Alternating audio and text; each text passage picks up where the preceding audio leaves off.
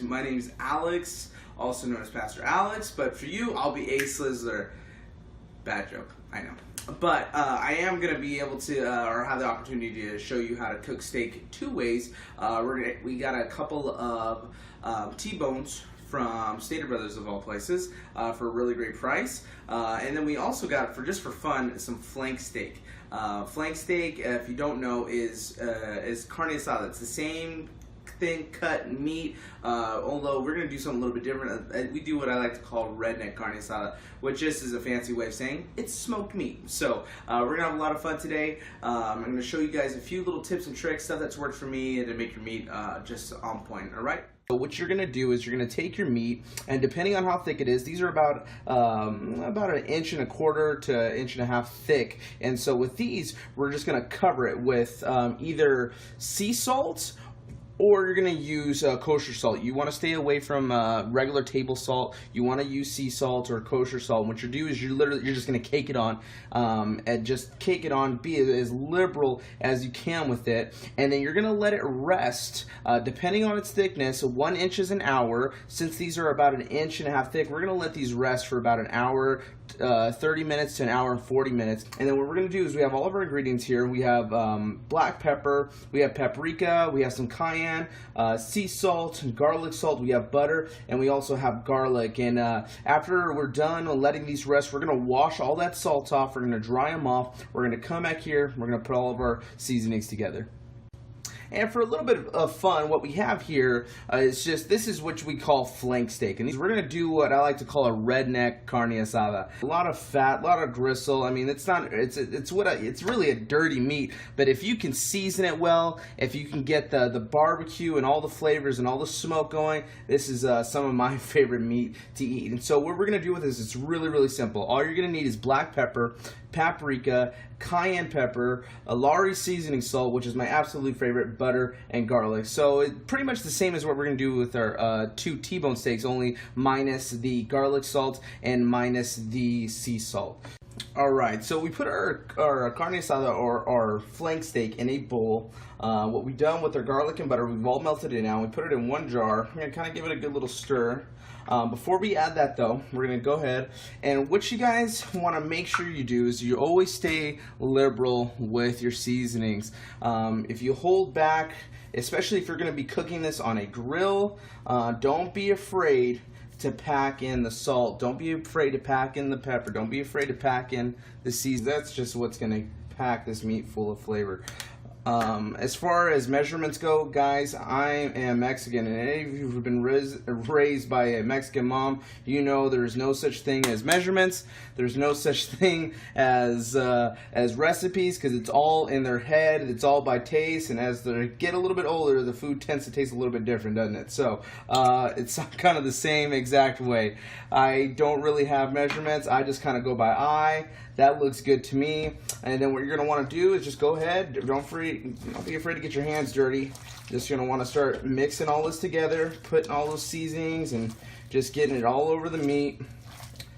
And this is now my favorite part of the whole deal, because this is what this is really, if you're going to cook any type of meat, this is really, for me, this is essential. You've got to do this, because this is what it's going to pack in your flavor. So we've got that garlic butter mix, our chopped garlic that we had.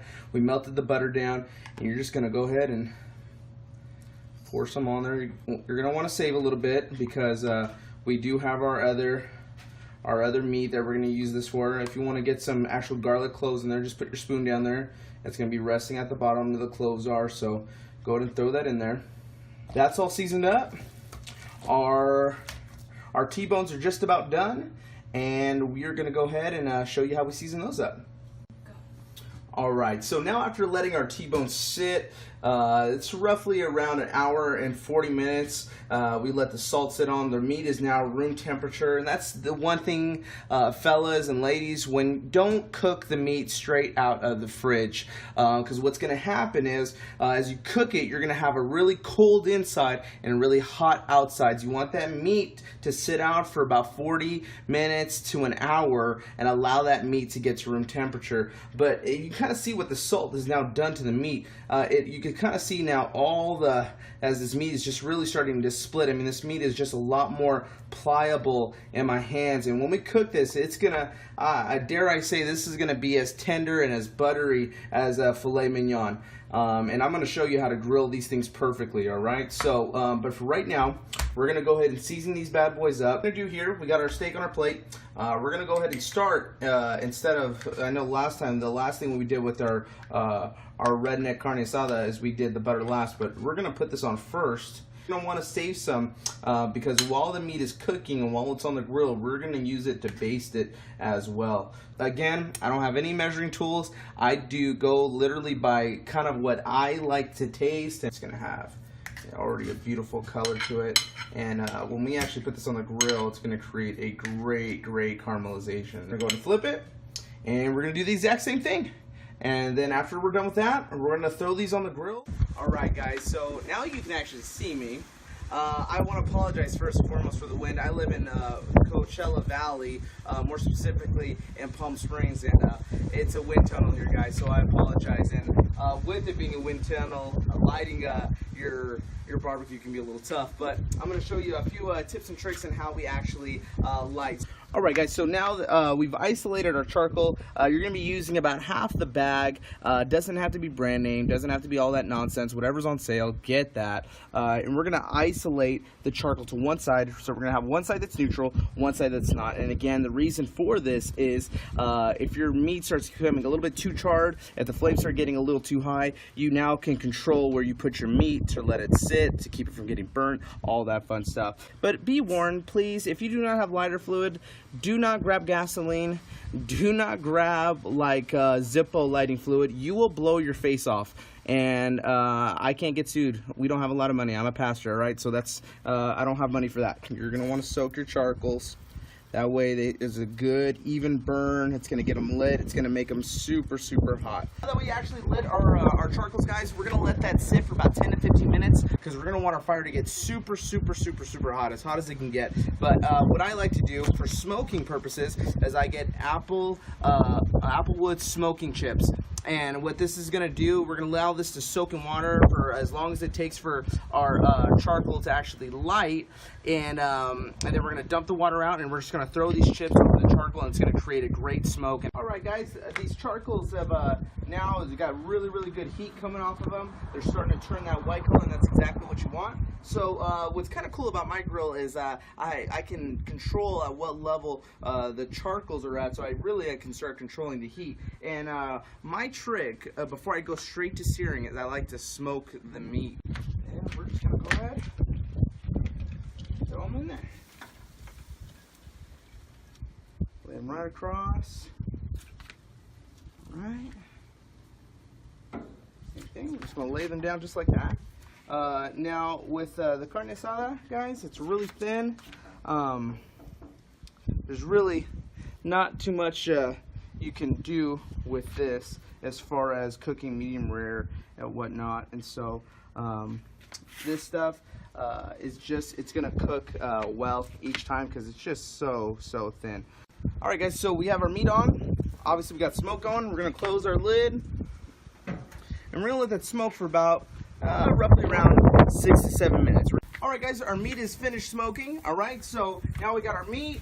We put our spray on the grill beforehand so that we can get some nice grill marks. Now what we're going to do is we're going to allow this meat to now sit under that hot flame. We're going to try to get the flame as close as we possibly can because we want that meat to get super hot. Now we're going to do about a minute on each side 3 times. So a total of 6 minutes with 3 minutes on each side. Remember our leftover butter. We're going to go ahead and just start basting our meat with that. Alright guys, we just took our meat off the grill. Here's the big secret. Do not cut into your meat. Do not poke. Do not prod at it. Let it rest for about 6 to 7 minutes. We're going to cut them open. You're going to see what a beautiful steak we have. Alright guys, so now we finished cooking. My family, you actually can see them. We're about to sit down and eat right now. But I want to show you what we got going on. So we have our steak ready. It came off the grill. It's rested now for about 5 to 6 minutes. What we did is you can pick on what you want to serve it with. I like a mixture of asparagus and mushrooms. It tastes really good. My son obviously really wants some, but this is the good stuff right here. This is the carne that we made. And this is just so good, so much flavor in there. And what's great really too is if you don't eat it all, that's okay. Put it in little Ziploc baggies, throw them in your fridge. It makes great jerky the next day. Great jerky. Now, the moment we've all been waiting for. We're gonna go ahead. I know, son, we're about to crack this open. We're gonna go ahead, take it right from the middle. And there's really hardly any effort with my knife right now. And hardly any effort at all. That meat is just super, super tender. And you can kind of see we've got a perfect, I would say that's about like a medium rare to a little bit to a medium right there. But I mean, that's just going to have so much flavor. This is going to be just a super, super tender piece of meat. So that's pretty much it, guys. I hope you enjoyed. Be safe. Have fun. God bless.